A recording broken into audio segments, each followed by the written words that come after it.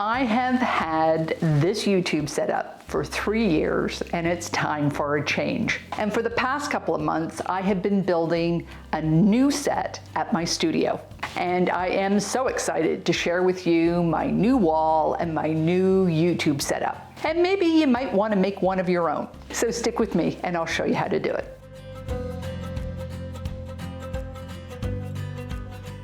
Hi, I'm Karen Brown of Just Get It Done Quilts. I give you tips, tricks, and strategies to help you make the quilt that you want to make. And if you like what you see, please click that subscribe button.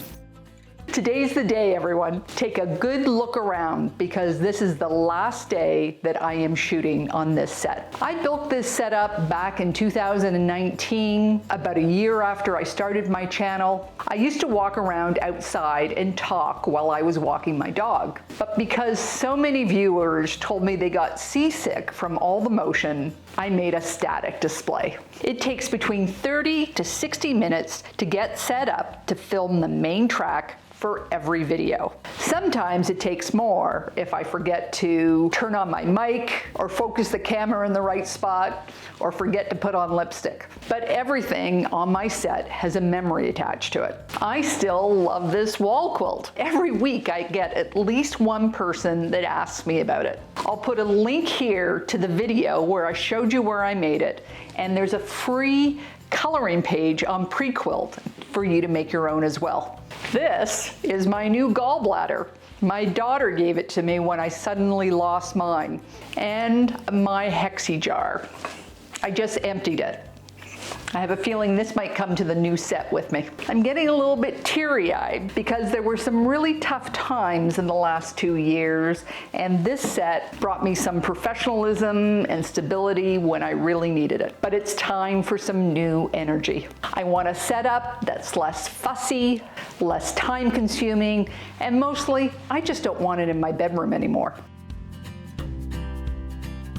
So I have this studio space. You've seen it before. It's where my long arm is, and since it has a better internet connection and a bigger monitor, it's where I do my video editing. I also have a small set in the back corner where I film my Q&As, where I do my Karen's Quilt Circle interviews, and I give my lectures from. The space on the other side of the room was originally supposed to be a teaching space, but the pandemic sent our lives in a totally different direction, and for the last couple of years, it's just been a dumping ground for incoming boxes and stuff we just don't have a home for. So I decided to reclaim it. I have this big wall and I am dividing it in half to make 2 sets from. One for my regular channel and one for Karen's Quilt Circle. I marked the wall just to test out the angle and that I have enough space. The next step is testing out my brand colors of teal and orange. I have purchased some sample jars. I test them out on the different walls and in different lights just to see how they catch the color. And after a couple of days of thinking about it, I am choosing to work with the more desaturated ones. And I'm bringing in my son to help with the painting. So I follow the couple Becki and Chris on YouTube.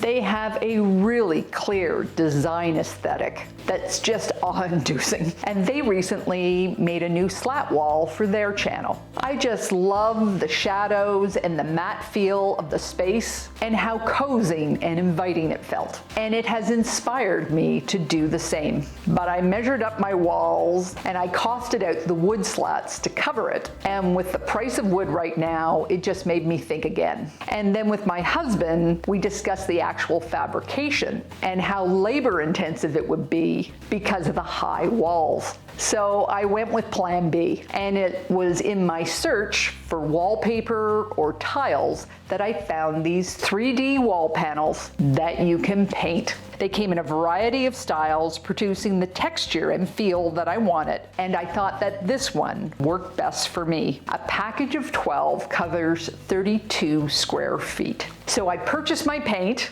and my son got out the air compressor and the spray gun so we could easily get the paint into all those nooks and crannies. Now, originally, I thought I would work from the inside wall corner out and have the panels on 2 walls. Unfortunately, when we received the panels, we realized how brittle they were. Cutting them straight without damaging them would be almost impossible, nor could I hammer any nails into them or mount shelves. And honestly, we had to be really careful just handling them so that the corners wouldn't snap off. So we are just doing 1 wall. I set up a potential camera angle just to see where we wanted the panels to lie. And with our nail gun at the lowest possible setting, my son attached them to the wall. And he only made this mistake once.